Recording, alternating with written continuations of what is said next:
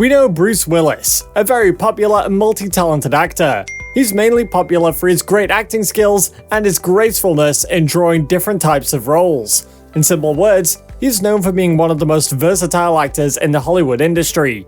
His actual breakthrough took place when he drew the character named David Addison Jr. in the popular television series named Moonlighting. He's since appeared in almost 70 movies.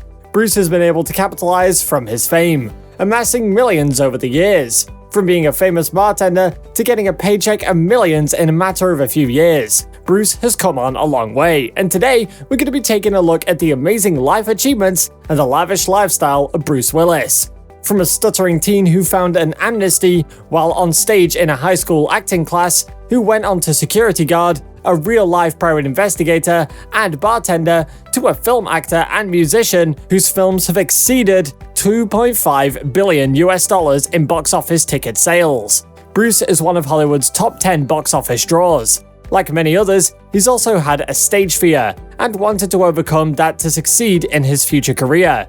With his graceful acting and his way of drawing a character, not only is he counted as one of the most versatile actors in the Hollywood industry, but he's also regarded as one of the highest grossing actors of the Hollywood industry too. Not only does he limit himself to acting, but he's also ventured out his skills in singing. He also has his album of pop blues named The Return of Bruno. He may not be as big as he used to be, but Bruce is still one of the biggest Hollywood stars. Forbes put his net worth at $285 million, which is so much more than Hollywood stars his age. While others have faded away, Bruce remained consistent in the industry, but it wasn't always that easy, as he had to fight a lot of critics and difficult situations along the way. Early years. Born to a son of a military man in 1955 in West Germany, Bruce Willis had a very difficult start. He was born into a war-torn town and had to stay where his father was stationed for 2 years. Believe it or not, Bruce was actually a malnourished kid. Just 2 years later, parents David and Marlene Willis moved to Canaries Point, New Jersey, where he spent part of his time in both high schools and Montclair State University, trying his hand at acting. Unlike many others, his career did not start with playing supporting roles in any movies or television shows. From a very young age, he started doing his odd jobs to support his family. For instance, he worked as a security guard at a power plant named Salem Nuclear Power Plant. He also worked as a private investigator in many cases. After his sophomore year, Willis decided to leave college and head to New York City to pursue a performing career. While auditioning for roles and scoring the occasional break, he appeared in an off-Broadway play, Heaven and Earth, in 1977, and Willis tended bar at Chelsea Central on New York City's Upper West Side. According to actor John Goodman, who knew Willis well before either of them became famous, Willis was notable even then. He told an interviewer that Bruce was the best bartender in New York. Goodman said, "He kept an entire joint entertained all night. He just kept the show going. He was amazing. Who knew Bruce Willis was a great bartender? He really is a man of many talents." Career. For Willis, whose acting heroes include Robert De Niro, Gary Cooper, Steve McQueen, and John Wayne, work didn't come easy. In 1980, Willis jumped over to film when he scored a big role in the Frank Sinatra film The First Deadly Sin. 2 years later, he landed another minor part in The Verdict, starring Paul Newman. There was some exposure on the television screen too, with occasional appearances on episodes of Heart to Heart and Miami Vice. Followed by that, for his graceful acting, he was offered the lead role in the popular television series named Moonlighting. He drew the character named David Addison, who by profession was an investigator. It is said that to earn that role, he beat out somewhere around 3,000 artists. That is when the world got a wind of Bruce Willis. He had arrived. With being in the leading roles on and off, he received his first breakthrough with the release of the movie named Die Hard in 1988. You'll be surprised to know that the role was offered to Sylvester Stallone, as well as Arnold Schwarzenegger, both huge stars at that.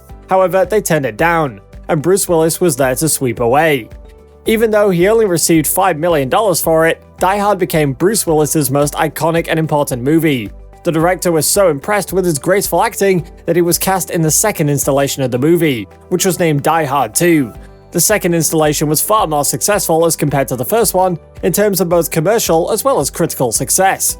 Bruce took a few more roles in other movies, which weren't really successful, except for Pulp Fiction. While he only made $1,685 a week, the movie again shot up Bruce's career. From then on, Bruce was being given a top spot in literally every action movie, and is still being cast in many movies and TV shows, even though the process has slowed down because of age. Family. In the early days of his career, our very famous Bruce Willis tied the knot with Demi Moore in 1987. Shortly, they became parents of 3 daughters, named Rumor, Scout, and Tallulah, but for some reason or another, they got legally separated in 2000. After a few years, he got married to a very popular model named Emma Hemming in 2009. Within a few years, they became parents of 2 beautiful daughters named Evelyn Penn and Mabel Ray. Estates. Bruce Willis and his family spent most of their time during the pandemic in a 13,048 square foot smart home, which comes with more amenities than a luxury hotel, complete with chef's kitchen, home theater, gym, pool, indoor and outdoor spas, and more. This $10 million Brentwood estate is Bruce Willis' new home, which was purchased back in 2019. It is just insanely loaded. The 7-bed, 12-bath house sits on a half-acre lot, surrounded by gates that open to a large motor court. Past a striking foyer with a dramatic front stairway, the first floor includes a chef's kitchen, dining room, and fireplace-equipped living room. The upstairs houses a lavish master suite with dual closets, another fireplace, and a private balcony overlooking the outdoor area, which includes a pool, spa, 2 cabanas, and a barbecue. Finally, the lower level features the indoor spa, including a pool, sauna, and steam room. The home theater and gym can also be found on this level, along with a 3rd fireplace in the cozy family room. I know, it all sounds like a lot to navigate, but the property has been thoughtfully installed, and they've got an elevator as well to help with that. Looking at this awesome estate, I have to say, when this is your home, a stay-at-home order doesn't feel too bad.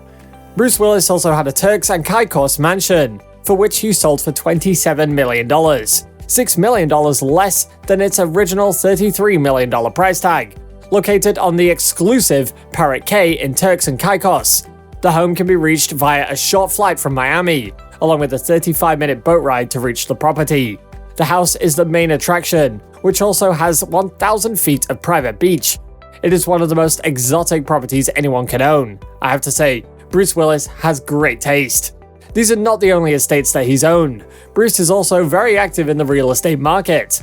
He owns or has owned property in Los Angeles, New Jersey, New York City, Malibu, Montana, a beach home on Parrot Cay in the Turks and Caicos Islands, multiple properties in Sun Valley, Idaho, and has recently purchased a $9 million 8,000 square foot shingle-sided mansion on 14 acres in Bedford, New York. He also has a ski home in Haley, Idaho, and Bruce also has a love of skiing, and the world got to know about it when he bought the Soldier Mountain ski area in Idaho, which Willis donated to a non-profit organization in 2012. Cars. Bruce Willis has almost played the macho tough guy who has to save the planet, or the city, or the girl, and he does it very well. He's also been the face for Daihatsu, and has also driven some pretty sweet cars in the films that he starred in. But some of the cars he's owned are actually cooler than the ones he's driven in the movies. Bruce Willis used to be huge on muscle cars, and he used to be a collector of them, and also a gearhead, and he's owned some pretty rare vehicles in his day. Bruce Willis' all-time favorite car is the 1968 Dodge Charger Bullet.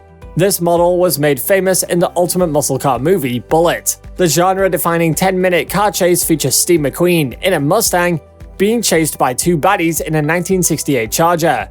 He also has a 2013 Bentley Continental GT Speed Le Mans Edition, a 1988 Lincoln Town Car Limousine, and a 1957 Chevrolet Corvette Stingray.